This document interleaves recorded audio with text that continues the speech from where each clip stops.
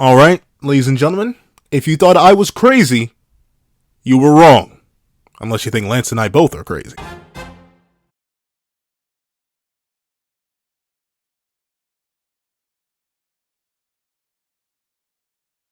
Thank you to our $5 patrons, Red Wolf 4765, Midnight Gem Lord, and Sean. Another thank you to our $3 members, Connor Plays, and Red Wolf 4765. And a very big thank you to our $10 patrons, Robbie Uchiha and iDemoKami. And a very big thank you to our $25 member, Alex Ice Rose. Before we open this breakdown / review of chapter 110 of Four Knights of the...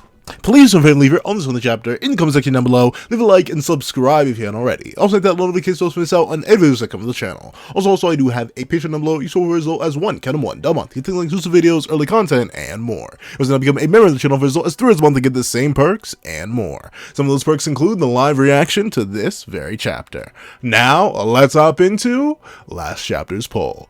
What's up guys, Alfonso here, and last chapter, I ended up asking you individuals, hey, Four Knights of the Apocalypse fans, with Lancelot having full access to all of Percy's memories and his battles against his chaotic foes, I must know, which of the many knights, the enemies of Camelot, are you most excited to see Lancelot replicate in this week-long training session? Pick a choice and let me know why down below. And admittedly, as I was making this poll, I think I knew the outcome. Like, I think my brain was, like, it was cooking just a little bit, but it wasn't cooking enough, because I have no idea why I put Arthur on here.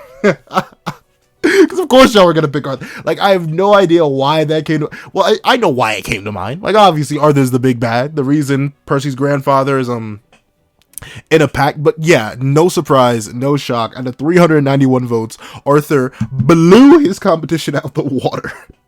With 68% of the vote, the King of Chaos is the #1 knight that well, not knight, I guess. He's not a knight anymore, if he ever was. The #1 pick for who you guys want to see Lance replicate in this training session against Percival. Do I think it'll ever get that high? No.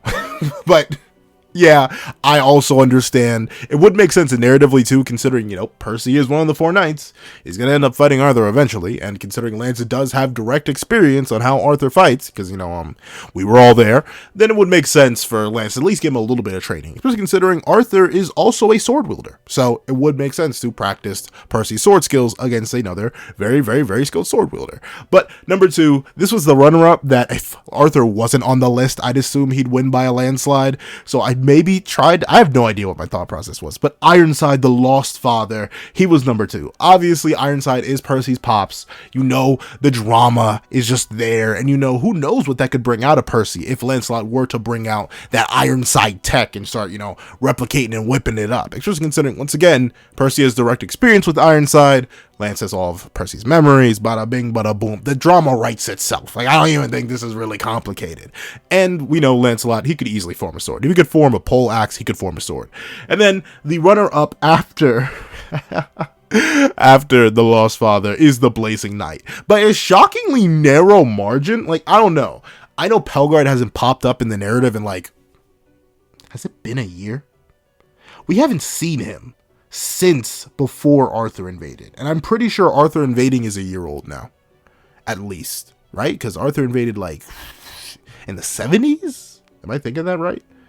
I think it's been a hot minute. It's been a hot minute. It's either in the 80s or the 70s when Arthur invaded. And Pelgard left the plot before that. I think it is, like, literally in the 70s since we've seen Pelgard. And now we're at 110. We're in the 110s now. So I think it has, breaks included, either been nearly a year or is a year since we've seen Pelgard.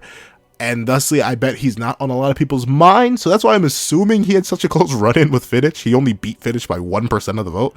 But even still, drama writes itself. Pelgard already caused mixed emotions within Percy because, you know, Percy thinks he's a cool guy. Obviously, he's a powerful individual. Where he scales, still completely up in the air. Honestly, the weird thing about Four Knights scaling is that it's super nebulous at the moment. Like, this level 1, level 2, level 3 stuff we're doing with Lance right now will actually be super duper helpful in determining, like, where people stand, how strong people are, because we just literally get a direct power scale. So seeing Pelgard's power level in relation to other knights is going to be super duper interesting. And obviously, I just love the character. Nakuba, if you could at least reference him. I understand why he's not going to show up and hasn't shown up, and I don't think, the best I can guess is that we'll see him for a little bit towards the end of the arc. One, because his blaze magic seems very similar to Purgatory Fire that the Demon Clan wields, so wouldn't be too crazy for the man who's known as the Black Knight with a Purgatory Fire-esque ability to appear in the Demon World arc. That may be copiant on my part. And two, I don't think he's going to show up to the end, or if not after this arc and like its wrap up, mainly because we already have Mortlock here. Like another person who has direct links and may just be Percy's biological uncle instead of like the found uncle that Pelgard kind of is. So obviously we're going to get a whole bunch of focus on that, and we have 6 other Chaos Knights we have to deal with on top of Mortlock, plus you got the Rosebanks. Like, so many Chaos characters and Camelot characters are already locked into this arc. I don't see Nakaba like stuffing it further with more characters like Pelgard, even though I really like Pelgard, and I think a lot of people really like Pelgard. I just don't think he's going to show up anytime soon. And last place was Fittich. Yeah, Fittich. Now, notably, I put him in there mainly because he was one of the knights that like had Percy genuinely shook. Like, I still remember when Fittich pulled up and everyone was like, ugh, he's so mighty and powerful. This is insane. So thusly seeing where Percy scales relative to him, especially considering Percy himself believes that with his magic he surpassed the Dark Talismans, I'd very much like to see where Fittich stands. And thusly him coming up, especially with his whole like light speed movement magic thing, I'd love to see Percy deal with that just a little bit, especially considering Lancelot should be able to replicate that. Like, I understand him not being able to replicate Talisker's magic, that's weather manipulation. I understand him not being able to replicate Pelgard's magic, that's fire manipulation. Even Ironside's, well, actually Lancelot can manipulate light, so maybe not Ironside. Maybe he could do Ironside, but at least with Fittich, I feel like the speed is something that Lance can definitely replicate. And also seeing where he scales relative to Macduff would be interesting, because we never necessarily got a direct scale or a mention of that outside of Percy saying he surpassed the Dark Talismans, which would kind of make sense. However, with that being the case, thank you so much for participating in that poll. Make sure you get your input in on tomorrow's poll dropping at 12 p.m. to make sure your input is included for next week's review. Now, let's hop into Chapter 110. What's up, guys? All Punter here, and here we are doing Chapter 110 of Four Knights of the Apocalypse, which is known as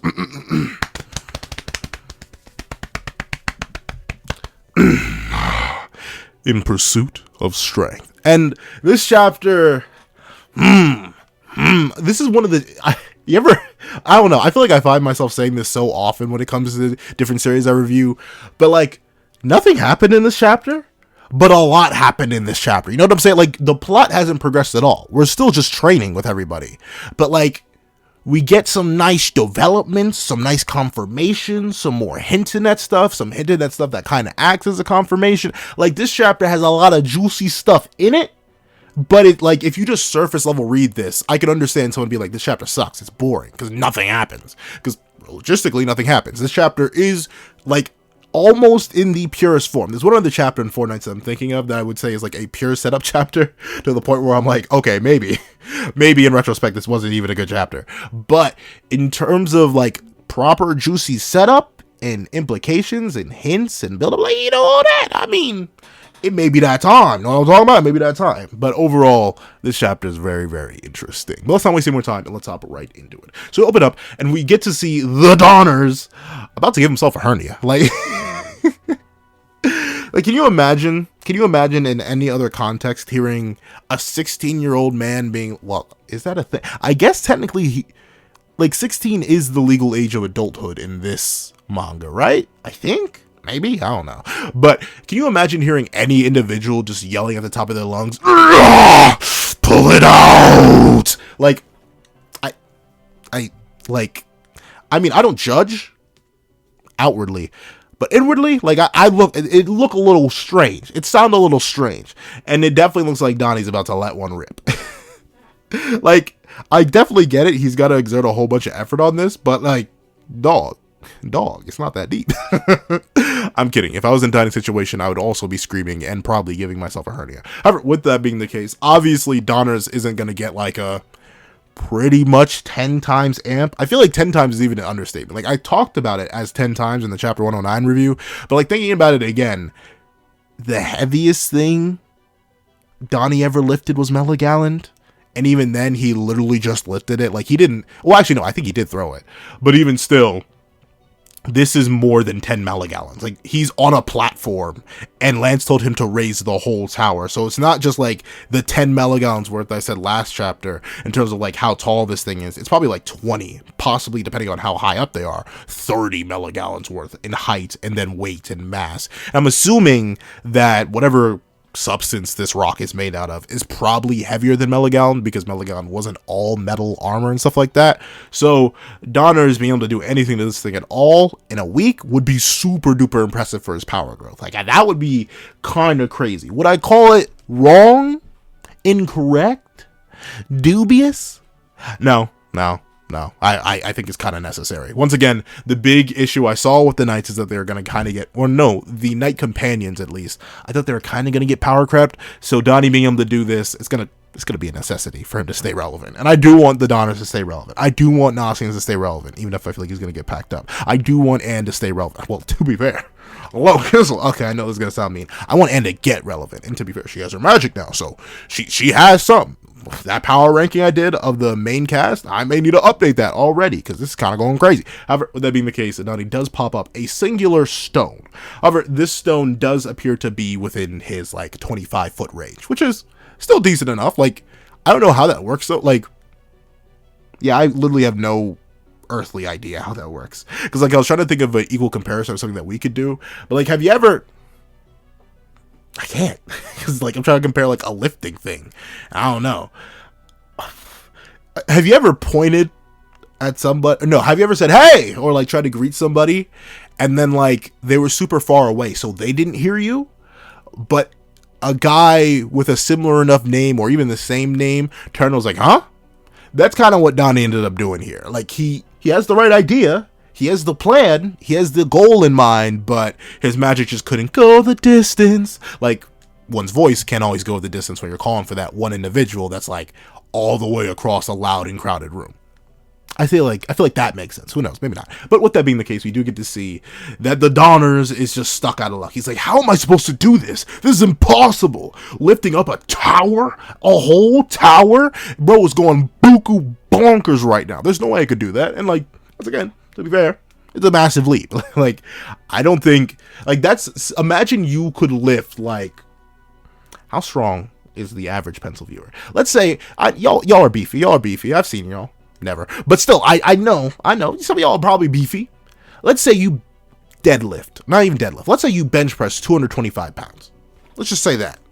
Now imagine, I came up to you, dressed up, glasses on, grin on my face, I was like, I bet. I'm going to lock you in this gym. You cannot leave until you bench press 2,225 pounds. 2,250 pounds. You can't leave. You stay right there for a whole week. Figure it out. There's food and water over there in the fridge. Figure it out. Like, obviously, that was even possible. And considering you're actually trying to grow your logistic muscles and not like a metaphysical, spiritual, mental energy thing like magic, yeah, I think you would probably just be mad at me because I gave you a legit impossible task. But that's how Donny's seeing it right now. It's trying to get a muscle 10 times stronger in the span of a week. Not really likely. However, just in the same vein that someone would train in order to do something like that, though, is that possible? What's the world's bench record? I feel like it can't be. No, hold on. I'm about to look that up right now. Give me a second. Okay. Yeah, the world record bench press by the strongest man alive was 1,350 pounds. I don't know. Unless some of y'all superhumans out there in disguise, I don't think anyone's lived in 2,000. But with that being the case, we see that Donny, he gets the sauce. He gets a little bit of idea. You know, Donny's like me in the sense that we don't think. We're not the smartest individuals. But he realized, wait a minute, okay, I can't do 250 feet, but maybe I can do like 25, and then maybe do 26, 27, 28, 29, maybe get up to 30, and then maybe I can go 31, and just take it one step at a time. Like, obviously, you can't leap from your current limit to a limit 10 times higher than that. You're gonna have to build to it. Progressive overload is a thing, people. Unless y'all are just different. I know some of y'all are just different. So maybe progressive overload ain't a thing for you. Maybe you just overload progressively. But with that being the case, Donny does get a new idea and how to take his training. So Donny's gonna be grinding up like that for a week. Even still though, Like, the fact that he immediately leaps like 30 feet, like, that's a solid metric. That's still pretty good. Like, that's a 20% increase. He just thinks he can do that, which is very impressive. Like, once again, imagine if you did bench 225. Let's just make it simple and say you bench 200, and then you said, fine, I'll jump up to 240. Like, that's pretty impressive. Throwing 30 extra pounds, that's a meaty PR right there. But with that being the case, Donny gets his new level of training. But we cut over to the main man who's also doing his training, Percival. And he lunges in. But he is wielding his magic up against this McDuffified Lancelot. And he swings, and he misses.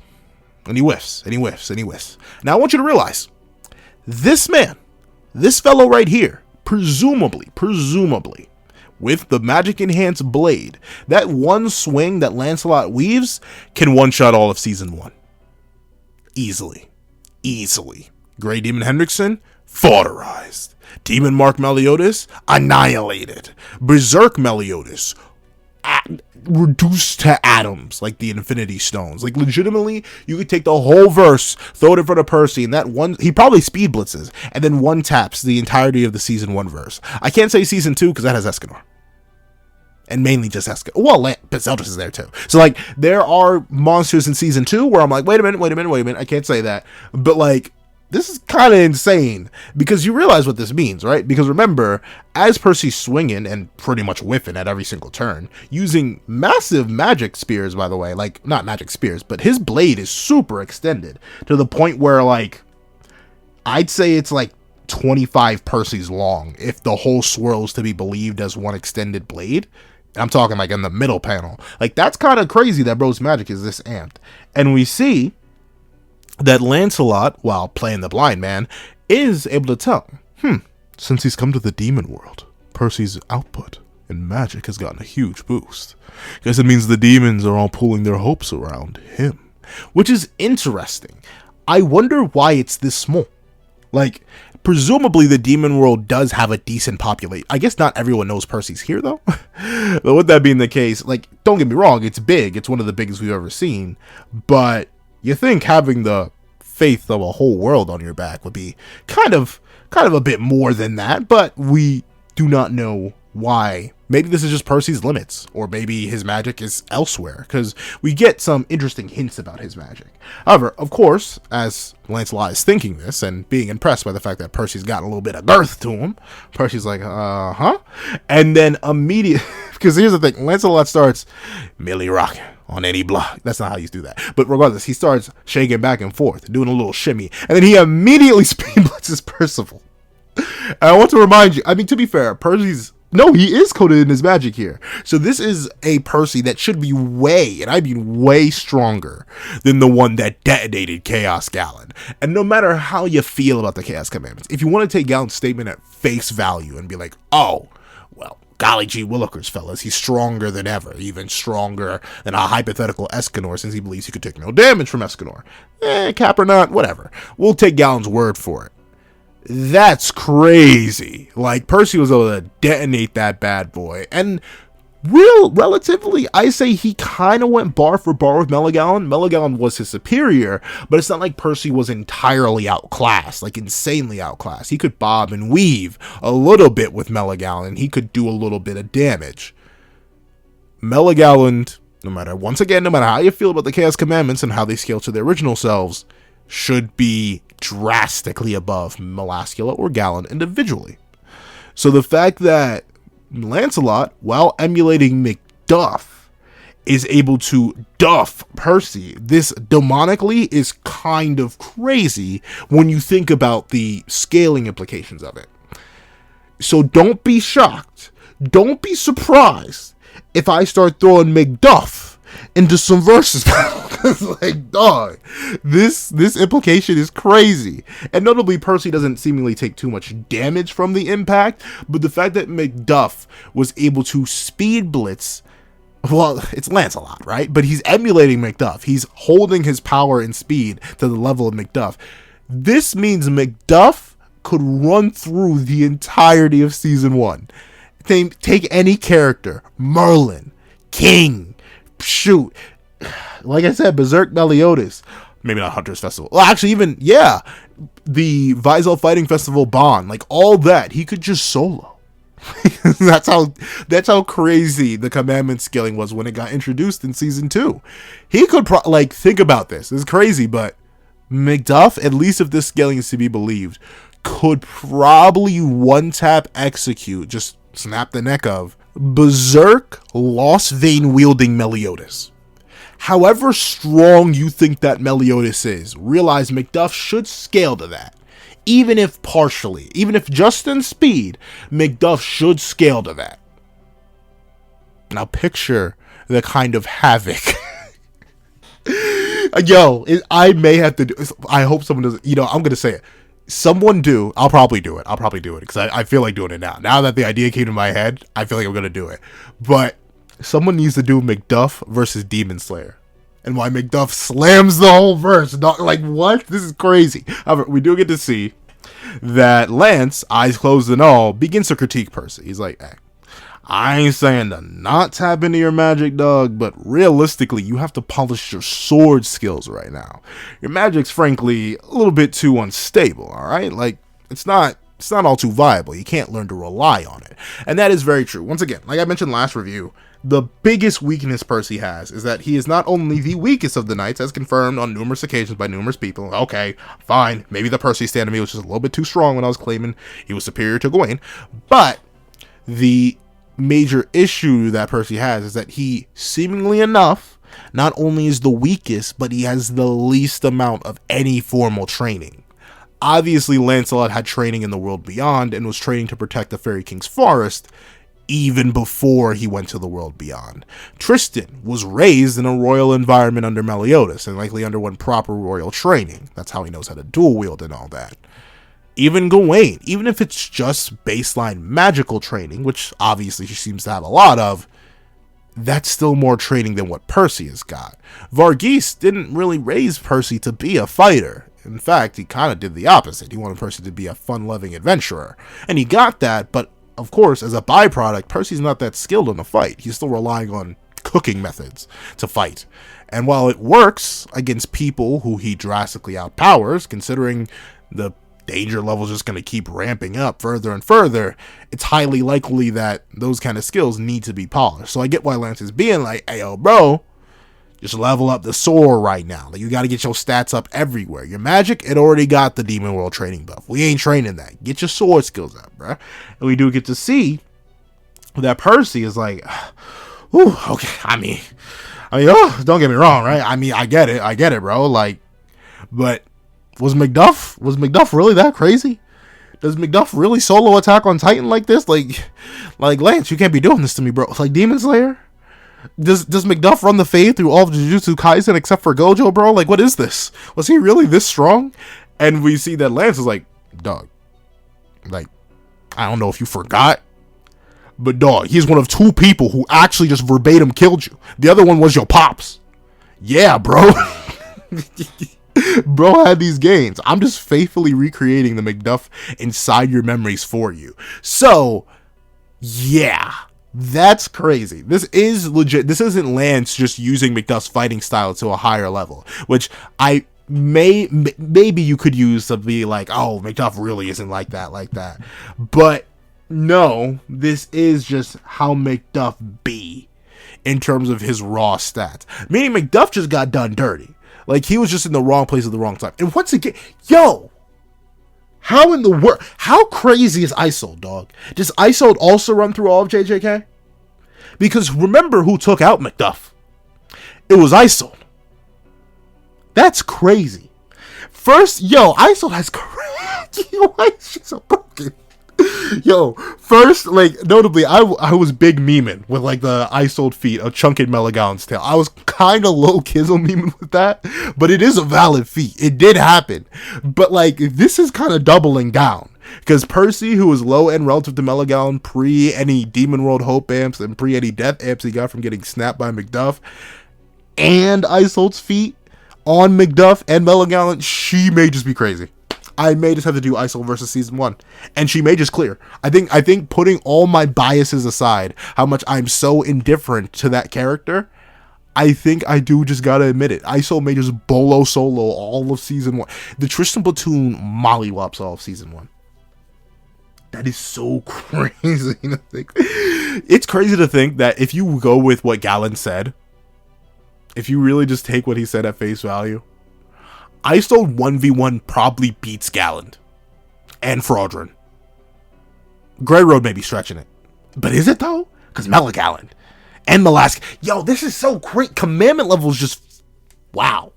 Wow. Oh, I'm sorry. My brain's running wild right now. But with that being the case, we do get to see that Percy's like, I bet. Fine. I'll just use the sword. Forget the magic. And he recondenses the magic all around his sword and doesn't do the wide arcing swings anymore. But with that being the case, we do get to see something strange. Or, to be fair, we've been seeing something strange for a hot minute now, but it's finally being noticed by characters in the narrative. I know, if you've been around for a while, you know the one thing I've been for all my life is paranoid. And what is the thing that gets me the most paranoid? What's the one superpower you would probably never catch me wanting? Unless it's like on some Echo or Shadow Clone type beat where I can instantly dispel them. I really don't like the idea of cloning. I just don't. Like, I can't... Well, I can explain. I don't like the idea of there being another word for word, bar for bar copy of me. Because then, how are people supposed to tell who's who? What happens if they don't like that they're the copy? What if they want to be the original? All it would take is just to get rid of me. And I think if I were suddenly informed I was a clone, I wouldn't want the original around to ruin my life. And presumably, if they think like I think, well, let's just say I get tragic new paddock. You know, the stuff would be automatic. So, like, I just really don't like cloning in that sense. How do y'all feel about cloning? Would you like cloning if it came with the risk that your clones could become sentient? Like, every minute they're around, there's just, like, the percentage chance. It starts at, like, 0.00001, but, like, every single minute they exist, they just have a higher and higher probability of, you know, wanting to be the original. Okay, I just don't like cloning. But due to that, with Fortnite in particular, I've always found it a little bit weird that the Percys can act autonomously from the original Percy. It's always felt off to me. I think you can go back all the way, and I mean all the way back to, I think, right before Anne's introductory arc, where I noticed, like, yo, these things are weird. Like, why can they act autonomously? Or, like, right at the start of that arc. Because remember, they went and found the Coffin of Eternal Darkness on their own. Percy didn't will them to do that. They can reject Percy's will. That seems weird. Sure, they do it eventually. Like, remember when they started to search for the coffin, and he was like, guys, please help. And they were like, fine, we'll do it. But, like, these things are scarily sentient. Like, remember, they call Percy boss, and they're also smarter than him, because they're the ones who went and got Lance, so Lance could do what Lance do against Arthur. So, like, these things are not conventional. But that was something that I had noticed, and a lot of people in the comments had noticed. But, like, there was no real... to be fair, there were short moments. There were short moments where, like, a line here or there was said. Or, like, some characters slightly acknowledged it. Like, I specifically remember, I believe, in the Arthur invasion arc, there was specifically a moment where, like, they say something, and then Percy's like, huh? Like, how you know that? How you know that, dog? Like, there was a moment like that. But that's the most you would get. Like, slight acknowledgement of sentience. But not, there wouldn't be focus on it, essentially. However, we do get to see the mini Percy is like, boy. Sorry, hold on, let me liquidate real quick. Sorry, my voice isn't that deep naturally, or at all. Like, I need to make it artificially deep if I really want to sound deep voice. But it does still hurt to, like, go up into the high octaves. I need a little bit of liquid. But, boy, he really thinks he's all that, huh? Well, he is super strong, but I say we catch him unawares and blow him away. And,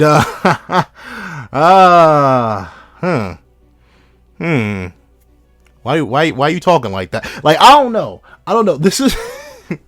like, I can't imagine... First things first, I don't like the idea of basic cloning. But the fact that my clones could be, like, smarter than me would be even worse. Notably, it's not a high bar to clear. I am far from the sharpest spoon in the kitchen shed, y'all. But still, like, if Percy is as smart as Percy is, and these things are able to plot and plan and connive like this, that's kind of wild. Like, The intelligence gap is crazy. And the fact that they're diabolical like this is crazy too. Like, what is this? Like, really, what are they? I forget who commented it. Someone said they hypothetically could be like souls from the underworld, and that's why they were able to recognize that spell, and that's why they're so like battle wise and battle hardened. Like, just somehow through Percy's connection as the Knight of Death, what he's able to do is, you know, incarnate the souls of people long past who maybe failed to reincarnate or escape the reincarnation cycle one way or another, and they manifest through Percy's magic, and they're naturally subservient to him because they were given bodies by him, but they're smarter than him because they have more life experience or something like that.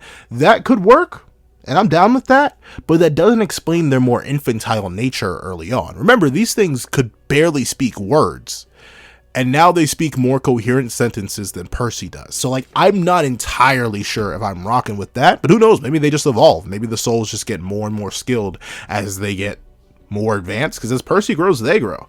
Though shockingly enough, despite Percy's recent, you know, ceasing of the living, they aren't that much more detailed or bigger. Like, remember, the last time Percy took a massive chunk of damage, it was like literally near death. They came back and they got the hats and the cape and all that. Like, they got a pretty decent upgrade. But despite, you know, getting off, they seem pretty much the same, even after the Demon World Hope amp. So I don't know, it's pretty interesting that they're stuck in this state.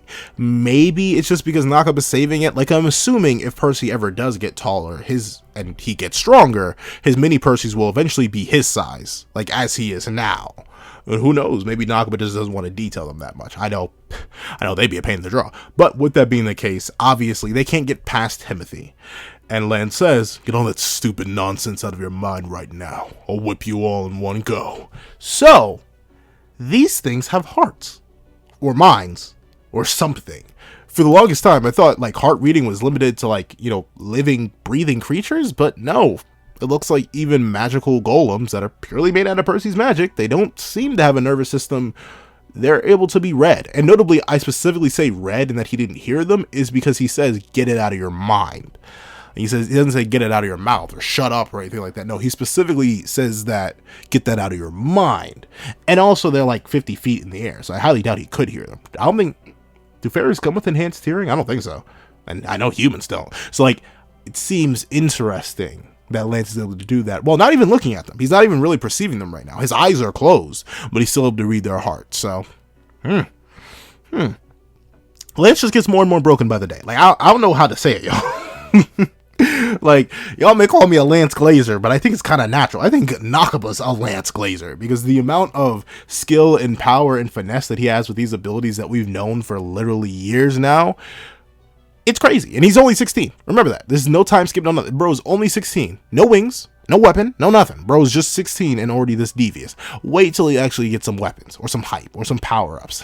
Does he need power-ups though? But regardless, we do get to see that Percy's like, huh? Was I thinking that stupid nonsense right now? Or was I thinking stupid nonsense right now? And I love how Percy's so caught off guard. But that also implies that, once again, Percy doesn't necessarily know what he's thinking. Or he doesn't know what he's thinking completely, because he doesn't have full control over his thoughts, and to the point where he's willing to say something like this. Like, if Percy was in full control, he probably would have a more neutral response, or be like, "What are you talking about?" But no, he's like genuinely shocked. So that may imply that he may be able to somewhat understand the mini Percy's hearts, or their own thought processes, but he doesn't fully get them because they're too advanced. I have no idea. This is super weird. And it's so weird that when Percy asks, "And what do you mean, all of you?" So maybe he doesn't. Maybe that was just pure conjecture on my part. But Lance says, "Don't worry about it." And we see that the mini Percys acknowledge, "Oh, okay. All right. So he's got us. Maybe not this time. All right. No problem. He knows. We'll get him next time. We know where you sleep, Lancelot." And Lance goes on to think, what a mystery, though. Normally, any body doubles or creatures generated by someone's magic move based on the will of whoever's providing magic to drive them. But it's clear the mini Percivals have their own free will. But the even bigger is the mystery of how Percy's perished numerous times now and come back to life like it's nothing. So, Lancelot, I'd say the most perceptive character of our current cast, like, more perceptive than Percy, definitely. Even more perceptive than Anne. Even more perceptive than Nasiens, Donny, Chion. Jade can't be perceptive, he's dead. But, I sold Chion, like, obviously, Lance is finally taking notice of the fact that, okay, yeah, something is up with the mini Percys. Like, something is strange. It's unorthodox that they're able to operate in the way that they do and seemingly spawn, move, and exist autonomously. This is only further reinforced when Percy asks, Hey, this is too high pitched for Percy. Hey, why are you flying around like that? There we go. Sorry. I had to go through like 5 different voices right there to find the right Percy register. But hey, why are you flying around like that? Yeah, these things are moving purely autonomously. Again. Like, notably, Lance should have noticed this even earlier, like way back when he was in his sin era, but once again, he had a lot of things to worry about and focus on, and he's probably just waiting and watching and observing. And this is the first time he's probably had to directly deal with their plotting. And every single other time, it's been in a situation where it's only been beneficial to the crew that the Percys can act autonomously. Calling Lance, fighting the coffin of eternal darkness, protecting Percy, bringing him back to life. All those other times, they've just been allies. But now that they're put in a situation where they are able to plot and think autonomously and deviously, and now it becomes a major problem. And it is. Because remember, Percy doesn't actually really control his abilities. At least, nowhere near as well as he should be able to. Remember when, he just didn't have any hope and then his power shut off? Strange. Remember when he told his mini Percys to do something and they were a little bit rude and denied him? Uh-oh. That's a little concerning. Remember when the mini Percys just didn't want to find the coffin for him? Yeah, little bit off. Now imagine they were just like, well, hey, we don't really need you, buckaroo. We can exist on our own. So you know what? Yeah, I think I'm sick and tired of sacrificing me and all my friends' lives to keep you and your friends alive. So doses, and then they just leave. Because they can do that. Notably, we don't know the full range, like how far they can go before they dissipate, if they can, or if they need to dissipate at all. Because remember, they went all the way into the dungeons to find Lance. Like, Lance was nowhere nearby in the Arthur situation, and they just zoomed all the way down there. That's a pretty decent distance they're able to go away, all completely autonomous of Percy, to the point where Percy didn't even know what they were doing, and they still maintain their form. So thusly, them being autonomous and them being the source of all of Percy's abilities, whether it be coating his magic blade, healing his friends, flight, all that, the fact that these powers can choose to say no is very, very bad, and will very likely end up haunting Percy in one way, shape, or form, where they either deny him in a critical time of need, and or they just leave. Like, just in general, maybe he just wakes up one day and they're gone, because they're like, well, we don't feel like doing this, and then they leave. And then he has to figure out the other side of his magic, because we still don't know where they went during Despair Percy. Like, sure, Despair Percy has not been brought up in probably like 2 years now. Has it been 2 years already? Maybe not 2 years, but like a year and a half it's been since we've seen Despair Percy. That was like in the 50s. We're now in the 110s. So it's been a while since we've seen that. And we didn't get to see any mini Percys in that endemic or endeavor, but Percy was still able to use a bunch of unique abilities, such as flight, the absorption of life, all that good stuff.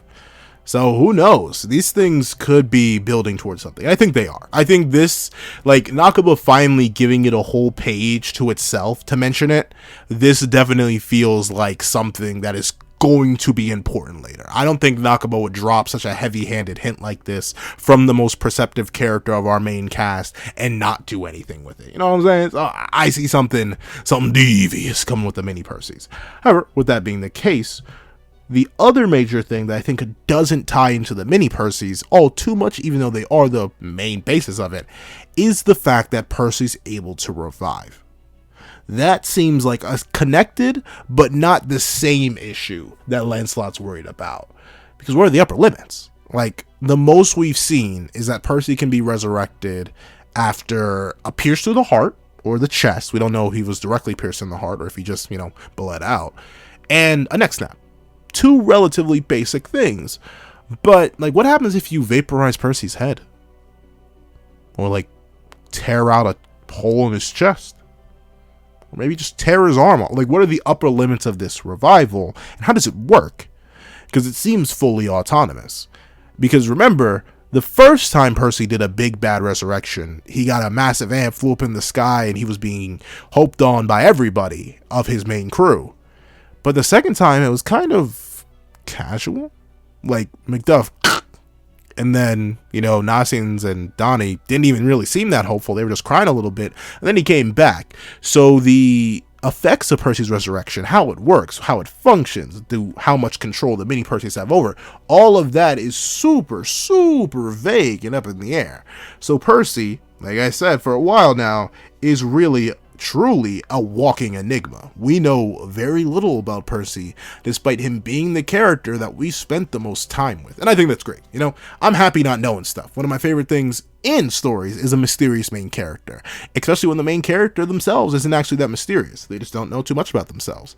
And I'm excited to see where Nagala takes this. However, enough talking about Lancelot and Percival. We cut over to Nasiens, my goat, and we do get to see that Nasiens like, I know I don't have much stamina, but my goods, all the goods, my special little powder, they can even it all out, take it all away. So why am I running? And that's interesting. I don't know. Like, I was reading the comment section of last video. No one could, at least no one tried to. Once again, maybe I just need to do a quick reread of the first 109 chapters. I don't remember stamina being an issue for Nasiens, except for that one exception where he literally took one of his special substances, where he huffed one of his special little powders. So I don't know. This feels a little bit, it feels like we're shoving this in where it doesn't belong, but maybe once again, I just haven't reread the back half of the series in a while. So, who knows? I'll have to double check. But with that being the case, the Nasiens is, I call them the Nasiens like I call them the Donners, but Nasiens is rushing and running, but he does get joined by none other than Angalhad. I always say Angalahad, but I think that's not how it is. I think it's Angalhad. It's something like that. It's weird. It's not Angalahad, but that's what I call her.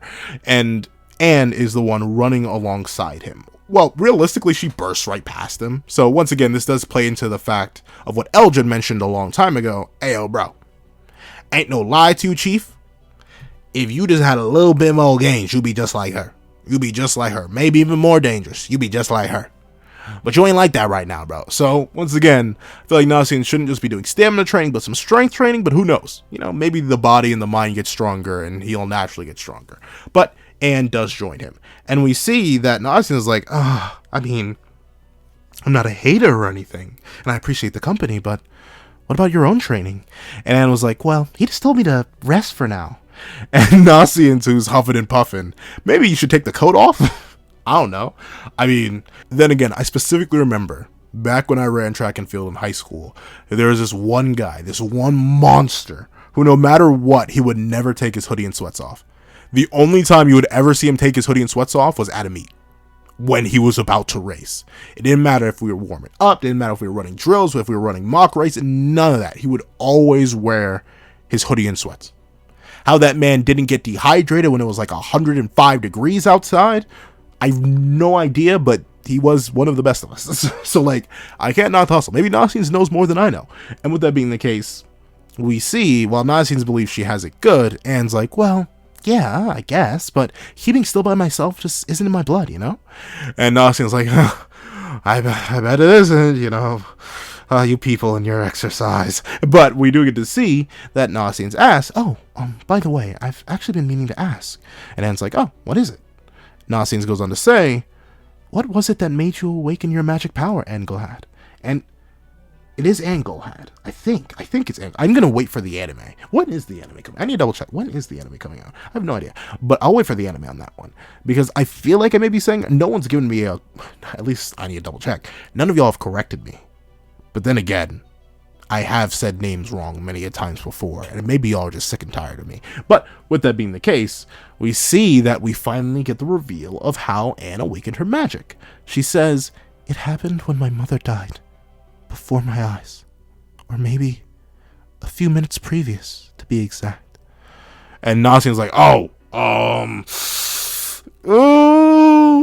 should not have brought that up. Sorry, I brought it up then.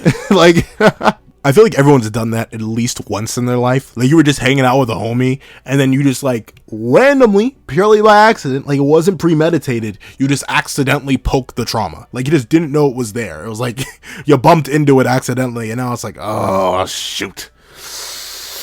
My fault, my bad. Like, we do not need to talk about it if you don't want to. But hey, you gotta do what you gotta do. We see Anne doesn't actually really mind it. And then Anne, of course, you know, word for word, bar for bar, does what anyone in that situation would do if they were just poked on their trauma. She immediately asks a pertinent question. And when Nasiens says, "Sure, I'll answer," she says, "Is there something up between you and Percival?" And Nasiens denies, only to immediately get body slammed into the ground. Like, maybe not instantaneously. There seems to be like half a second delay, but bro does get immediately dropped. And we see that he's like impressed into the ground. Like, once again, the ground cracks. Like, in the Macduff situation, you notice it wasn't just a regular fall onto stone road, because Macduff's body just shattered the ground in front of it after he denied Anne an answer. And with that being the case, the same thing happens to Nasiens when he fibs here, when he's holding back information, and he immediately drops him to the ground hard enough to crack it. So this does seem to be like a truth-infused gravity power, like the weight of your lies genuinely holds you down into the ground. And we see that Anne is now, of course, worried about her homie, and Nasiens is like, "No, help." "I feel a heavy weight on my body. It hurts. Please." And we see Nasiens wonders if it's a side effect of all that running. And that is funny, because, like, we've seen pretty much all of his concoctions do have side effects. So maybe he does just believe that, oh, maybe everything has a side effect in life. But we see that Anna's like, "Oh, sorry about that. That's actually probably me." And she's obviously a little bit bashful about that, and Nasiens naturally wonders, sorry, what? And Anne explains, "I guess after that whole jade thing." The whole jade thing? And he died! Okay, to be fair, I guess she, but then again, like, you say that like you and Jade had a slight disagreement. No, and he's dead. That's crazy. I don't know. Like, I'm trying to think of a scenario in my life where I would describe the death. Well, I guess she didn't know him that well, so I guess it really was just a thing. Like, our acquaintance pair. That still seems so weird, though. But after the whole jade thing, my magic's changed itself to some extent. And I love how they're just like, she's having a conversation with him, and Nasiens, who's still laid out on the ground, supposedly being pressed into it still, he's like, "Oh, it has? I can barely breathe, Anne. Make it stop."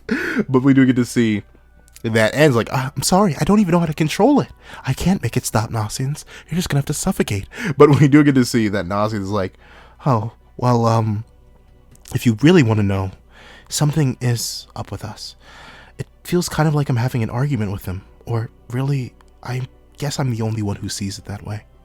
And we see that with that declarative statement, with the truth, Nasiens, the weight on Nasiens is taken right off of him, to the point where all Anne says is his name, and then Nasiens is suddenly able to stand up. He says his body's back to normal. So that's interesting. First he said it was like, out of nowhere, I feel this heavy force on my body, almost like the weight of his lies was like manifested above him and dropped on his back. But now he says his body's back to normal. So does this just increase the gravity on a person? Or is there like an actual invisible force? I don't know. Let me see. Anne doesn't touch the area above Nasiens. She doesn't interact with that. So I'm assuming it mainly is just a body thing. Interesting that Anne's magic ability allows that. And with that being the case, Anne is like, "Oh, well, that's good." And they immediately go back to their run. And we see that they're now seeing the flaming rain of the demon. What was the demon king on?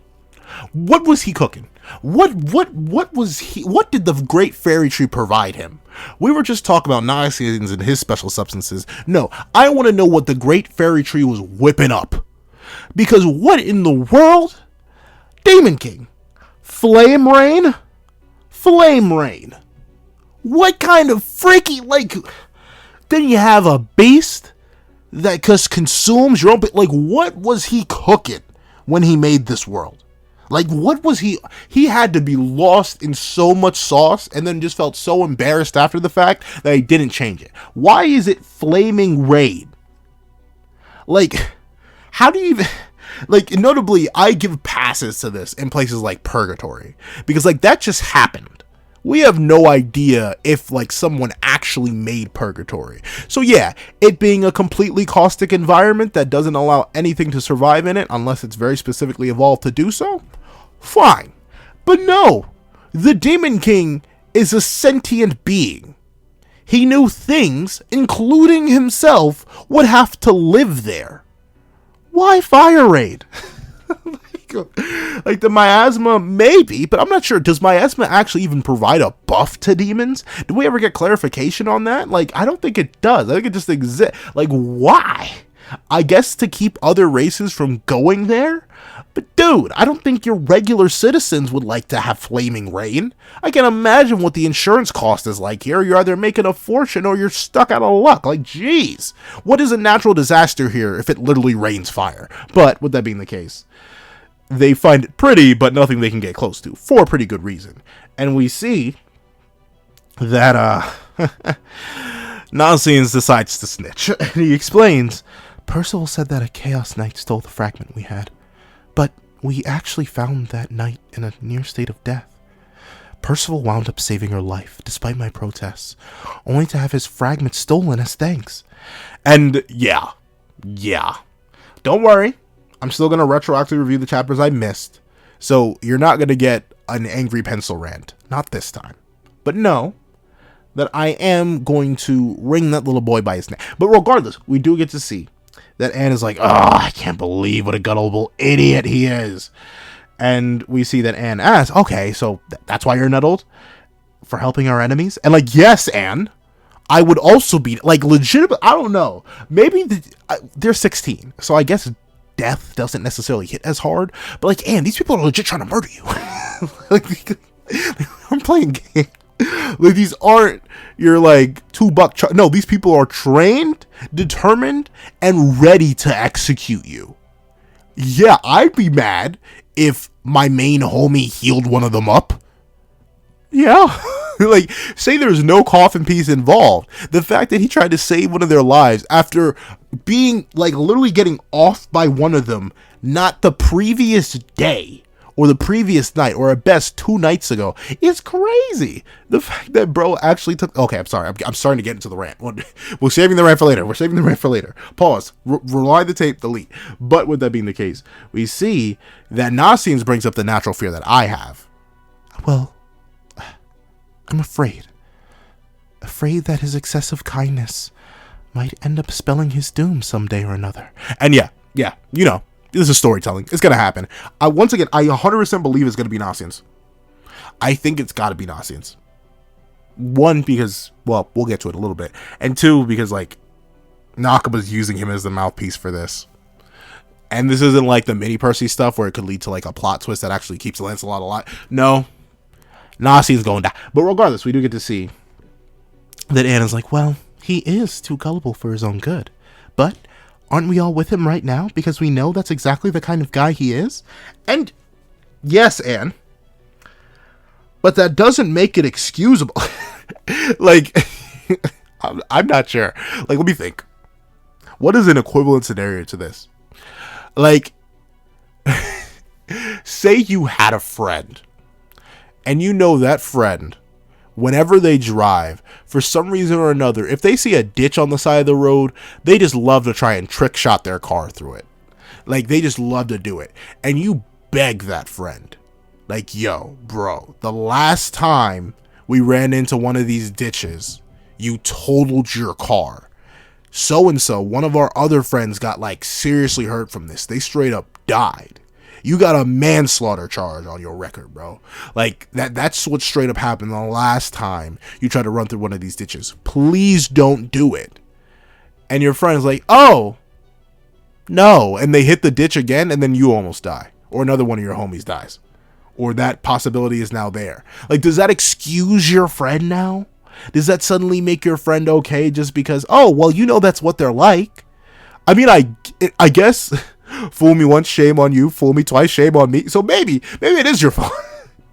Maybe Anne is a point here. Maybe it is just your fault. Because if you know your friend's going to do that no matter what, maybe you just shouldn't be friends with that individual. Or at least not let them drive.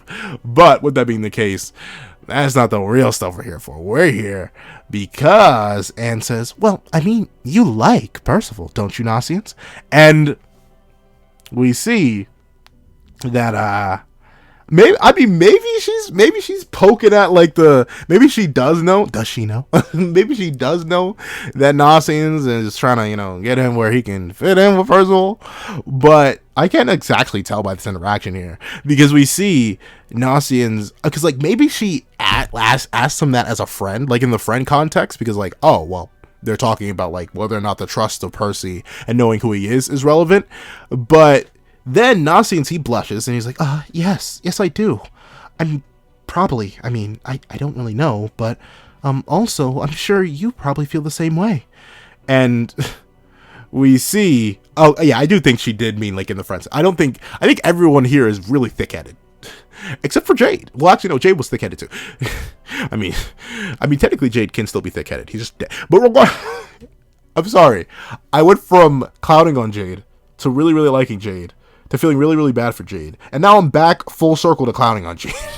But with that being the case, we see that Anne's like, oh, sure, I like him. But for me, he's just a friend. So, boom, she immediately gets dunked by her own magic. And she's like, what? And Nasiens casually asks, like, oh, are you all right? That's what you get for lying, you deceiver. But are you okay? And with that being the case, we see that Anne's magic can work on herself. If she tries to deceive herself, it works on her. That's awful. Like, what? That would suck. That would be terrible. Why would you ever want that? Like, I guess you always have to stay true to yourself and just make sure you never tell a lie. But, like, I'm assuming this activates over the most minor of things. Like, maybe the weight is different every time, but, like, dog, you can't joke. You can't tell a white lie. Like, no, bro. You just get slayed. Like, everyone would be able to tell. That is all. Can you imagine if Meliodas' true magic, every time he used it, if he wasn't careful, he just vaporized himself? Can you imagine if Elizabeth used Let There Be Light and it would, like, 2% of the time, it would just revert and smack her in the face? Can you imagine if when the Demon King tried to use the ruler randomly, it just wouldn't work? Like, dog, this would suck. However, we do get to see that Nasiens asks if she's alright, and Anne is like, huh? What's going on here? Don't tell me I like Percival as a male partner. No, that's impossible. It's getting even heavier. I like refined men with good taste. That's mine. And she just keeps sinking further and further into the ground, which is hilarious. So yeah. Oh, shock horror, everyone. The main female lead likes the male main character. Wow. Riveting. Shock horror. My ankles shattered. My finger bones broken. My clavicle on the wall. Like, come on now. Like, not rocket science, but I guess, we gotta play some will they, won't they, all that good stuff. And obviously, they're 16. Like, I don't know about how, I don't know about y'all, but some of y'all may be 16. I don't know. I've seen my demographics, but like, I don't know about y'all, but back when I was 16, I was also a flustered mess who did not like to accept my own feelings. As I've gotten older, I've just gotten used to it. But like back in the day, 16-year-old Pencil, he was a mess emotionally. So I can definitely understand why Anne, especially considering like she believed, like at least I know the first time I liked someone who didn't fit into my conventional type, I also had a crisis of conscience. Like, wait, what? Like, wait, this person fits nowhere near into my demographics. Like, how's this working? Why is my heart beating faster? Oh no! Ironically, that wasn't at age 16 though. That was at age 14. So, yeah, young Pencil was definitely going through it. So I understand why Anne is in a pretty rough spot to this. However, we do get to see that Nasians and Anne are not alone because Isolde rocks up. However, we don't spend much time with Isolde because we immediately cut one more time to the last locale of this chapter. And we cut to Bellion?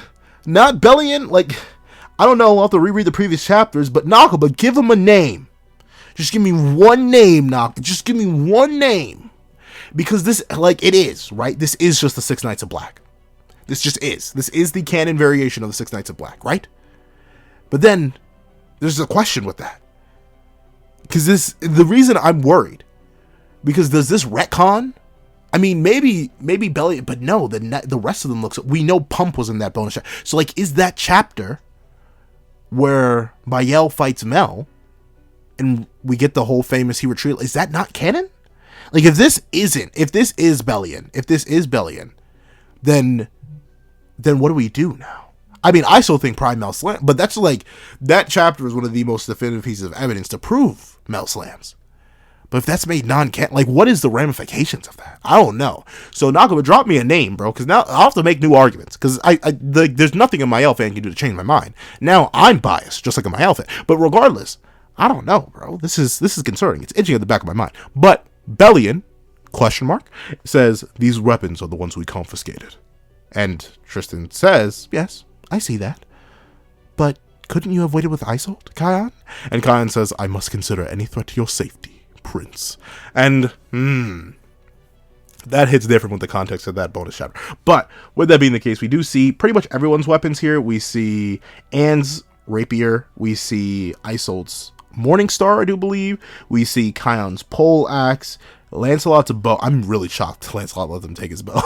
But Lancelot's bow, I believe that's the Donner's sword. And then I think, I actually don't see Esterosa here in this one panel in particular. I see Mael. I don't see Esterosa. Maybe that's Esterosa right at the bottom. I don't know. But we see everyone's weapons. And we see that the demons are a little bit angry. They're a little bit angry, you know, because obviously they got a Nephilim right in front of them. They got literal hypocrisy. And we see that Bellion, question mark, is like, allow me to apologize for my previous rudeness, Prince. We still know far too little about each other. So, how about we have a bit of a contest in the name of friendship? And Bellion, question mark, draws his blade. And then he says, while we're at it, I want to see how much strength this so-called successor of the 7 deadly sins, the hated foes who beat our heroes, the 10 commandments, are. Or he just wants to see how powerful Tristan is. And, Zell, you've had 16 years, buddy. You were a commandment. Could you not have clarified? Like, I mean, I guess it would low-key be kind of revision. Maybe he's just still salty. Why are the demons still up against the 7 deadly sins? Like, why is this a thing? Like, they realized they were freed from oppressive rule by the Demon King due to the 7 deadly sins, specifically Meliodas. Like, dog, Zell, 16 years, like, I get it. It's going to be hard to overturn well, then again, we don't know how conscious the demons were for the 3,000 years, but like 3,000 years, and who knows how many years beforehand of like history and oppression and stuff like that. But Zell, you're the new king. At least tell everybody that it's not. Well, to be fair, the 7 deadly sins did annihilate the 10 commandments, but even still, the fact that the 7 deadly sins are still viewed as ops, the fact that Zell is letting his own nephew get harassed by the crew, that's kind of crazy, bro. Zell, do a better job. Like, I don't know, that would probably be the first thing. Well, first thing is making it so my wife isn't considered a traitor anymore, so, you know, she could be the queen. But second thing is making sure my flesh and blood beloved older brother isn't considered a traitor and a treason or a hated foe. Like, why would that still be a thing you'd let happen? Maybe we're gonna get revealed that Zell did do it. Maybe Zell did tell them the truth, but once again, they're being stubborn. But I'm gonna need some hint of that. Now, I'm gonna drop a line or something. Because the fact that the 7 deadly sins are still, like, considered hated foes, I get it, they took out the 10 commandments, but still, that's kind of crazy to me. Like, come on now. But I guess it does make sense within the context of the world. It's realistic world building. So I do get it, but at the same time, it's kind of blasphemous. And with that being the case, we see that Chion's like, Prince Tristan, let me handle this. But of course, Tristan, he ain't want to turn down no smoke. He's like, I bet. step back, Chion. And he immediately grabs Esterosa and Mael. He flips them, takes off their scabbards, and says, alright, bet. Now it's clear to me. This isn't about apologizing or forging friendship at all, is it? And Bellion, question mark, smiles. So, we're gonna get the battle between Bellion, question mark, and Tristan. Notably, Tristan does not activate Goddess Eyes. He doesn't go into Demon Mark. So, this is gonna be interesting. Overall, super duper, ooper juper W chapter. We have the Donners getting his gains up. We have the mini Percys finally being acknowledged as a threat. We get some really solid scaling for Macduff and other characters through the battle between this new Percy and Lancelot. Things about the narrative that have been considered mysterious for a long time by the fan base are finally being acknowledged by characters within the narrative. We get more elaboration on Anne's magic, more uses of it and seeing how it works. It's not just a rage amp thing, it's something that can happen passively. We get more elaboration on Anne's feelings about Percival and Nasiens' feelings about Percival, even if they've been implied before. We get the information on how Anne awakened her magic, and top that off with the good old juicy fact that we get more foreshadowing about Percy and his kindness, on top of the fact that we get Bellion versus Tristan being set up with a question mark. So overall, Omega W chapter. However, that's what I think. Please what you guys think in the comment section down below. Thank you so much for watching. Please like, share, comment, and subscribe. Make sure the notifications to miss out on any videos that come to the channel. Also, I do have a Patreon below. You saw as low as $1 a month. Get the links to the videos, early content, and more. Also, now become a member of the channel for as low as $3 a month to get the same perks and more. Now, thank you so much once again, and I hope you guys have a wonderful day. This is Dag on the Pencil, writing off.